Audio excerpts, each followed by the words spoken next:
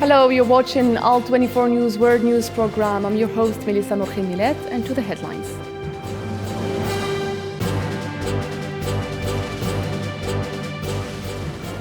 Britain's King Charles III arrives at the Palace of Westminster on Monday for his first visit to Parliament as monarch.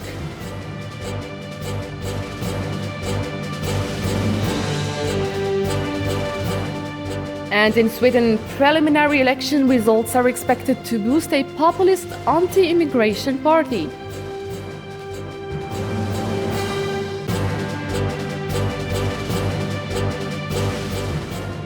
Also in our news, the Safaricia nuclear power plant in southern Ukraine has been shut down as a safety measure.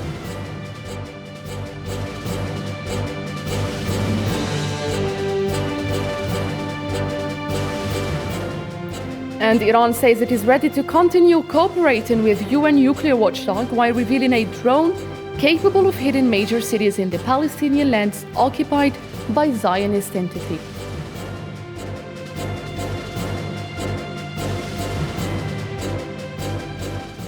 Britain's King Charles III arrived at the Palace of Westminster on Monday for his first visit to Parliament as monarch. King Charles III pledged to follow his late mother's example of selfless duty as he addressed lawmakers from both Houses of Parliament in London before he was to fly to Edinburgh to be with the late Queen's coffin as it lies at rest in the Scottish capital.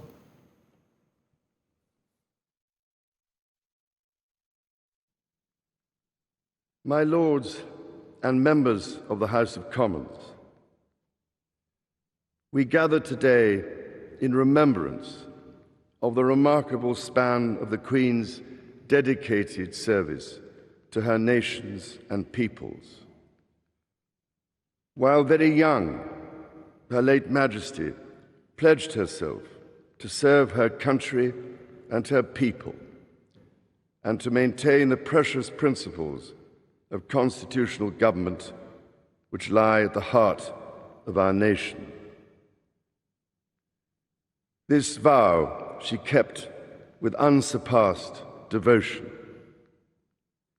She set an example of selfless duty which, with God's help and your counsels, I am resolved faithfully to follow. The coffin of Queen Elizabeth II arrived at Holyrood House Palace in Edinburgh after it was set off on Sunday morning from Balmoral Palace in Scotland. The Queen's funeral will be held on September 19th in London. Zara Farjani with the details. Queen Elizabeth II's flag-draped coffin arrived Sunday at the Palace of Holyrood House in the Scottish capital city of Edinburgh. The arrival followed a slow, sombre and regal procession through the Scottish countryside. Mourners throughout the route were quietly lining roads and some tossing flowers to honor the monarch who died after 70 years on the throne. A very historic moment. Quite speechless, actually. She was a lovely lady. Great mother, grandmother, and she did well. Very proud of her. I think it's just important to be here, just important to say goodbye. She's been on the throne for a long time. So, yeah, it means a lot. Sorry.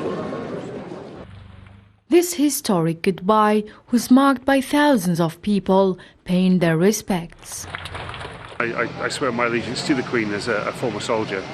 So that in itself is a big commitment, and I've been a soldier since I was 16 years old and then retired. So I think most soldiers, most veterans retain that sense of allegiance to the Queen. The body of the Queen will be transferred Monday in a procession from the palace to St. Giles Cathedral, where it will remain until Tuesday. Then the coffin will be transferred from Edinburgh to Buckingham Palace in London and to Westminster Hall on Wednesday. And that's until the morning of the state funeral, which is on Monday, September 19th. People will also be able to watch the procession as it passes through the streets, as it is likely that large screens will be installed in the Royal Gardens of London. On behalf of Algerian President Abdelmajid Tebboune, President of Algerian National Assembly Salah Koujil signed on Sunday at the British Embassy in Algeria a register of condolences following the death of Queen Elizabeth II. Koujil extended to the royal family and the British people his most sincere condolences and feelings of sympathy and compassion.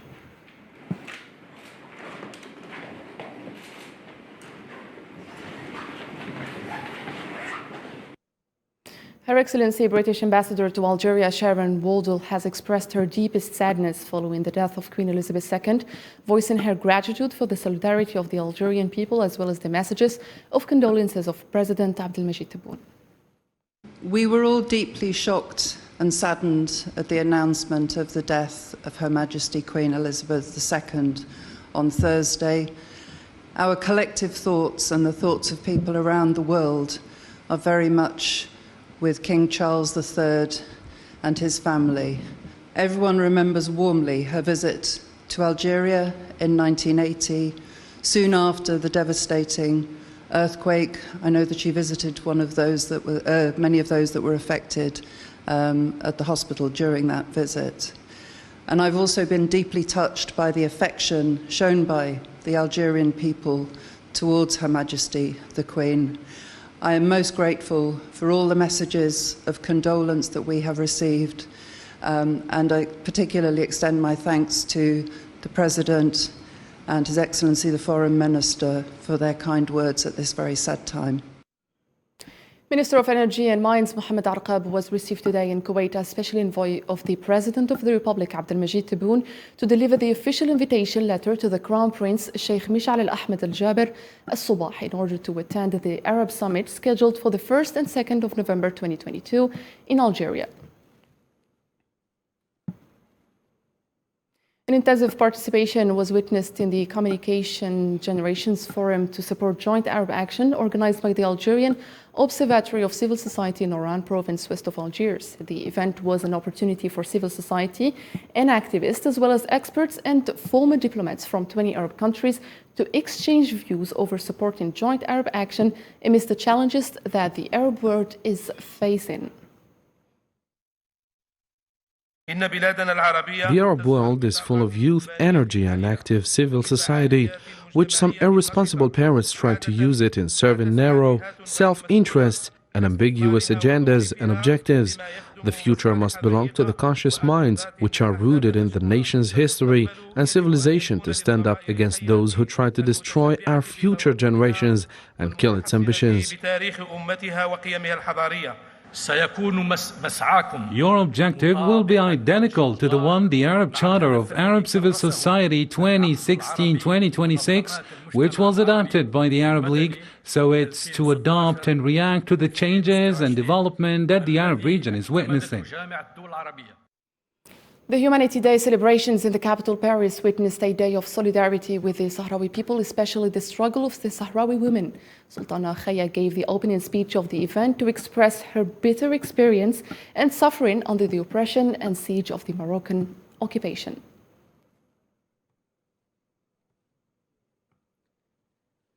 The Moroccan Association for Human Rights revealed that the number of missing in the tragedy of African migrants who tried to enter the Spanish enclave of Melilla last June rose to 70 people. More in this report. The Moroccan Association for Human Rights claimed in a statement on its Facebook page that it arrived after a great deal of effort and no help or response from Moroccan authorities to update the list of missing nationals. The number of missing reached 70 people. The association revealed that families of the missing migrants were trying to obtain a visa from Moroccan embassy in Khartoum in order to travel to Morocco to search for their relatives. Local media reports quoted Nador's human rights defenders that the updated list included 10 cases of migrants with consistent data have died as a result of violent intervention by the Moroccan forces on June 24. The Moroccan Association for Human Rights confirmed that they will continue to investigate the crimes committed by Moroccan police against migrants, despite all attempt to obscure the truth. The association also revealed serious abuses by authorities to hide the fact, as burials of the dead are rushed without any identification of their identities. Local citizens also demanded convincing answers for the sake of the truth and the right of all victims and their families. According to reports, at least 37 African migrants were killed. Following this event, the Moroccan police used excessive force when trying to cross the border barrier between the Moroccan city of Nador and Spanish enclave of Melilla. Human Rights Association showed many pictures and videos circulated on social networks proving the regime's implication on migrant massacres. A press investigation conducted by a Moroccan independent institution confirmed that the killing of African immigrants is in the hands of Al-Makhzen regime, as it was a well-studied matter, and Morocco's imprint on it is clear and evident. Ethiopia's Tigray rebels said Sunday they were ready for a ceasefire and would accept a peace process led by the African Union, removing an obstacle to negotiations with the government and almost 2 years of brutal warfare. The announcement was made amid a flurry of international diplomacy after fighting flared last month for the first time in several months in northern Ethiopia, torpedoing a humanitarian truce. Sweden's preliminary election results are expected to boost a populist anti-immigration party which is vowing to crack down on shootings and other gang violence that have shaken many people's senses of security.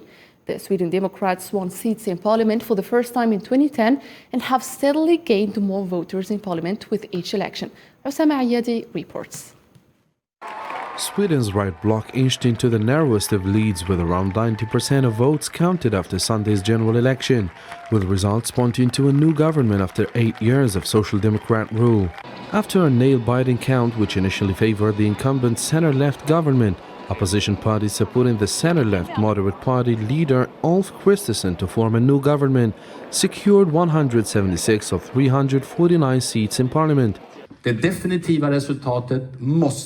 definite result must be established. If we then have the parliamentary prerequisites, I will gather my side of the political aisle to cooperate. I will be very humble in that task, but I am ready to do all I can to form a new, stable and vigorous government for the whole of the Sweden and all its citizens.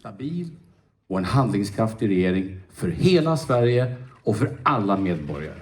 In further evidence of a shift to the right, the anti-immigration Sweden Democrats are set to overtake the moderates as Sweden's second biggest party and the biggest in the opposition. Nevertheless, moderate leader Ulf Kristersson is likely to be the right's candidate for prime minister, with overseas and some postal votes yet to be counted, and the margin between the two blocs wafer-thin results could still change.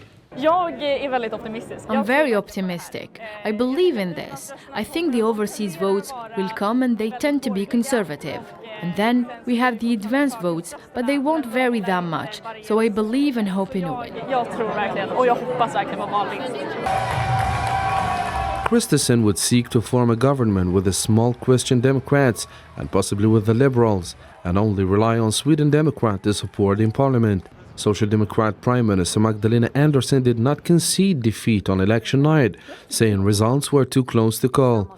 The election authority stated that the preliminary result would be available on Wednesday at the earliest, and whichever bloc wins, negotiations to form a government in a new polarized and emotionally charged political landscape are likely to be long and difficult. Flames lit up the night sky at a power station on the western outskirts of Kharkiv on Sunday after it was hit in a strike, causing a widespread blackout. Ukrainian officials said Kharkiv Tech 5, the country's second biggest heat and power plant, had been hit in a Russian attack. At least one person was killed at the plant, according to the head of Kharkiv Regional Administration. Authorities were working to restore the supply of electricity and water in Kharkiv residents. Ukraine's state-run nuclear energy operator announced on Sunday that the Safaricia nuclear power plant in southern Ukraine has been shut down as a safety measure, as it added that risk of further damage to the line remains high, which would force the plant to be powered by diesel generators, the duration of which is limited by the technological resource and the amount of available diesel fuel.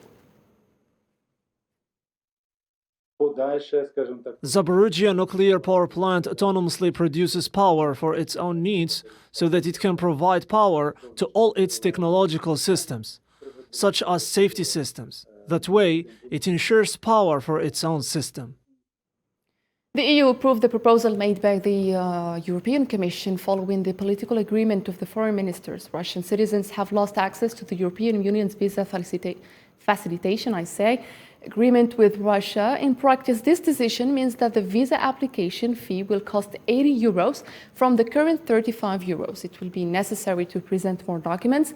There will be longer processing times and more restrictive rules for the issuance of multiple entry permits. Iran said on Monday it was ready to continue cooperating with UN nuclear watchdog while revealing a drone capable of hitting major cities in the Palestinian lands occupied by Zionist entity after the Zionist threats to attack Iranian nuclear sites if diplomacy fails to save a 2015 nuclear pact.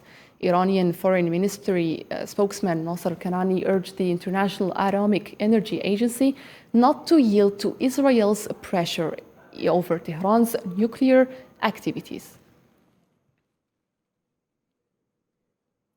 An anti-terrorism court in Islamabad on Monday extended the interim bail of former Pakistani Prime Minister Imran Khan until September 20th in a terrorism case against him. The charges against Khan are related to what police said was the threat to Islamabad police chief and a female judge after Khan spoke about police torture of an aide who faces sedition charges for inciting mutiny in the military. Addressing the media after the hearing, Khan said the case against him was a mockery of the law.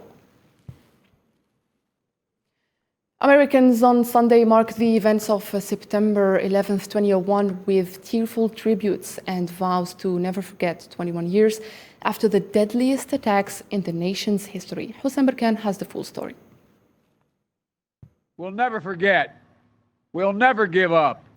21 years since the 9/11 events, the announcement of the beginning of a new international order. From Pentagon, US President Joe Biden invoked the memory of America's united response to the 9/11 attacks by Al-Qaeda and vowed to never give up in the face of threats in a solemn commemoration. So many heroes were made here. So many of your loved ones were those heroes. Began almost immediately with civilians and service members leaping to action as the walls collapsed and the roof began to crumble. They raced into the breach between the 4th and 5th corridors. Biden's remarks about national unity on the 21st anniversary of the attacks stood in contrast to his warnings in recent days about dangerous divisions in the American society. I hope we'll remember that in the midst of these dark days, we dug deep, we cared for each other, and we came together. Standing behind the president as rain fell on troops, General Mark Milley, chairman of the U.S. Joint Chiefs of Staff, reiterated the U.S. support for the families of the victims. The families of those killed and our entire nation will forever remember the pain of this day. Terror will never destroy us. They will never destroy the idea that is America.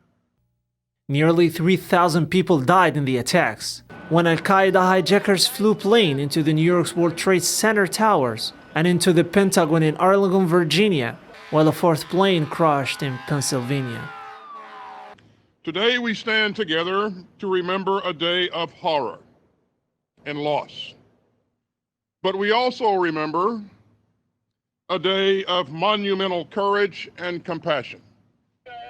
The anniversary comes a year after Biden ended the US-led war in Afghanistan, launched 2 decades ago to root out Al-Qaeda militant groups that carried out the 9/11 attacks after plotting them from Afghanistan, according to US intelligence. Numbers of people gathered in the center of Prague on Sunday to protest peacefully against the government amid worries about the rising cost of living. Protesters said they were anxious about rising energy prices as winter approaches. This comes amid struggles to find full consensus on ways to shield the population from dramatically increasing energy prices that threaten to plunge millions into cold and poverty.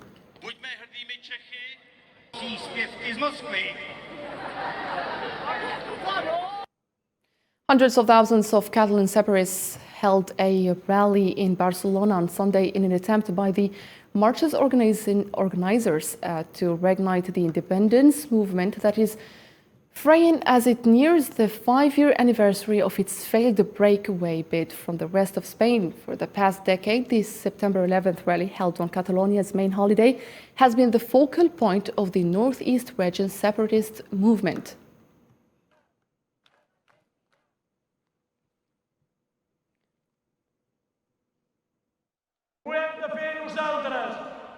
We can see that nobody is going to help us. It is us who must do it. And we must do it with will, perseverance, and constant activism. The day that they feel our pressure, the politicians will then have two choices left: stepping aside or abide by the people's will, listening to our voice.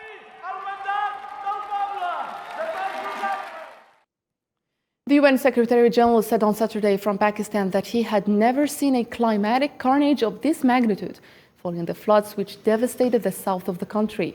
Antonio Guterres urged rich countries to come to the aid of developing countries hard hit by climate change like Pakistan. I've seen many humanitarian disasters in the world, but I have never seen climate carnage on this scale. Wealthier countries are morally responsible for helping developing countries like Pakistan to recover from disasters like these and to adapt, to build resilience to climate impacts that unfortunately will be repeated in the future. Clashes between the gendarmerie and protesters on Sunday marked a march in remembrance of Chile's 1973 military coup that ended the rule of the Chilean president Salvador Allende 49 years ago. The gendarmerie used water cannons to disperse the 2,000 demonstrators as they threw artifacts back.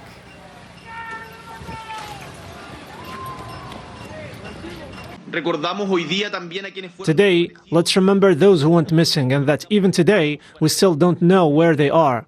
Those who suffered from persecution, humiliation and exile. Let's relentlessly keep searching for the detained and disappeared. 1,192 detained who went missing and that we still don't know where they are. This is unacceptable, intolerable. We can't normalize it.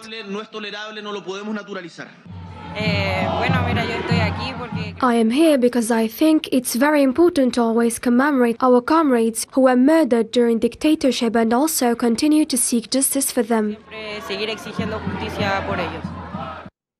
Now for more world news, let's follow this report. Gas station owners claimed that Lebanon's central bank lifted its remaining subsidies on fuel on Monday, and in a year-long process of scaling back on the expensive program. Over a year ago, it announced it would gradually lift fuel subsidies to slow down the draining of its foreign exchange reserves. In order to overcome shortage of gasoline at the pump and power cuts in Venezuela in the midst of an economic slump, filmmaker and illustrator Augusto Pradelli has added a string to his bow by developing a homemade solar car after the country plunged into crisis, having difficulty refining enough oil for its own needs. Zaporizhia nuclear power plant autonomously produces power for its own needs so that it can provide power to all its technological systems, such as safety systems. That way, it ensures power for its own system. A Pakistani court extended former Prime Minister Imran Khan's pre-arrest bail for 2 weeks on terrorism charges relating to a speech after Khan appeared in court amid tight security. The charges against Khan are related to what police said was a threat to Islamabad police chief and a female judge after Khan spoke about police torture of an aide who faces sedition charges for inciting mutiny in the military. More fires burned in the Brazilian Amazon rainforest this August than in any month in nearly 5 years. And fire in the Amazon is almost always deliberately set, primarily to improve cattle pasture or burn recently felled trees once they have dried. Often the fires become uncontrolled and spread into pristine areas of the rainforests. Bolsonaro had recently taken office and was turning environmental enforcement on its head, saying there should be no fines for railing against fines for crimes and promising development of the Amazon. What happened this year has been a little different because usually August starts showing the tone of what came. And this August that we've had, at least from the 10th or the 15th, the first 15 days of August 2022, we had little fire compared to the other months. Well, that's it for today's Word News. For more news stories, don't forget to follow us on our social media platforms on Facebook, Instagram, Twitter, and YouTube. Thank you for watching and goodbye.